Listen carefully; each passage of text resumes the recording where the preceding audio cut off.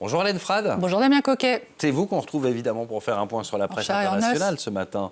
Et il y a la une notamment la décision de l'Espagne d'interdire les réseaux sociaux aux moins de 16 ans. Et la Vanguardia approuve l'annonce qui a été faite hier par le Premier ministre espagnol, Pedro Sánchez. Pour le quotidien catalan, un adolescent ne devrait pas avoir accès à des contenus inappropriés en un clic et il serait, je cite, impératif de rappeler à l'ordre ceux qui pensent que le monde n'a pas de règles et à ceux qui étant au pouvoir les enfreignent. Approbation également d'El País, satisfait de voir le débat mondial sur les adolescents et les réseaux sociaux s'orienter enfin vers la responsabilisation des entreprises quant à leurs effets néfastes.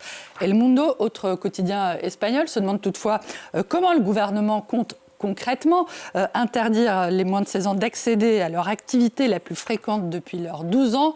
Et il critique aussi une rhétorique répressive au nom du bien de la planète, semblable, selon le journal, à celle qui viserait la sacro-sainte tauromachie. N'en déplaise à ses détracteurs, l'interdiction des réseaux sociaux gagne du terrain. Pour les moins de 16 ans, évidemment, le Diario de Notícias j'annonce qu'une proposition de loi en ce sens a été déposée lundi au Portugal. En Grèce, Cathy Mérini rapporte que le gouvernement est également sur le point d'annoncer l'interdiction des réseaux sociaux pour les enfants de moins de 15 ans.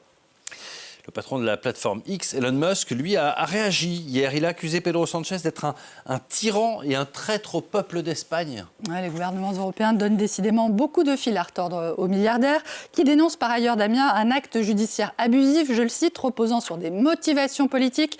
Après sa convocation par la justice française pour qu'il s'explique sur son réseau social, un bras de fer qui tombe quand même assez mal pour Elon Musk, alors qu'il tente de finaliser ce que le Financial Times qualifie d'une des opérations les plus audacieuses de sa carrière, la fusion de SpaceX avec son entreprise d'intelligence artificielle, xAI, pour créer l'entreprise privée la plus chère de l'histoire. L'opération suscite là encore pas mal de controverses. D'après le journal, si les partisans de Musk saluent ce partenariat comme une preuve de plus de son génie, ses détracteurs, en revanche, s'alarment du montage financier et du risque associé à cette opération à un moment où xAI perd, Damien, chaque mois près d'1 milliard de dollars.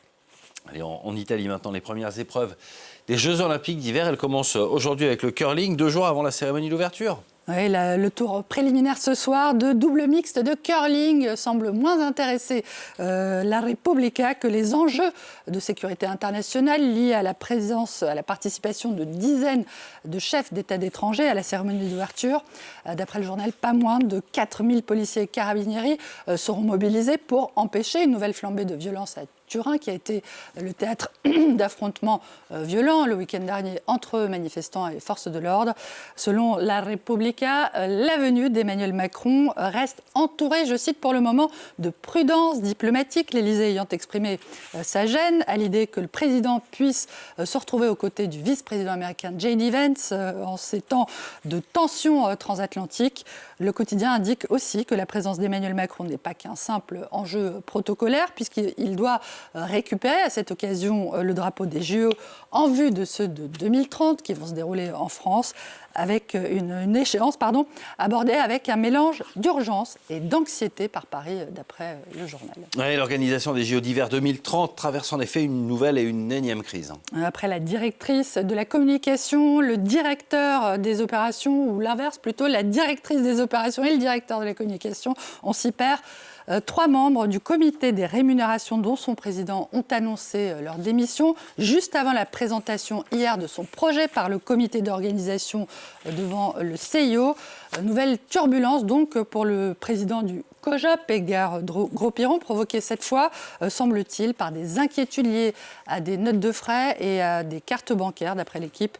Le journal sportif, Damien, qui revient aussi ce matin sur un autre sujet qui fâche, décidément. Le souhait émis par le président de la FIFA, Gianni Infantino, de voir lever la suspension de la Russie dans les compétitions internationales, une sanction qui est en vigueur depuis l'invasion de l'Ukraine par la Russie.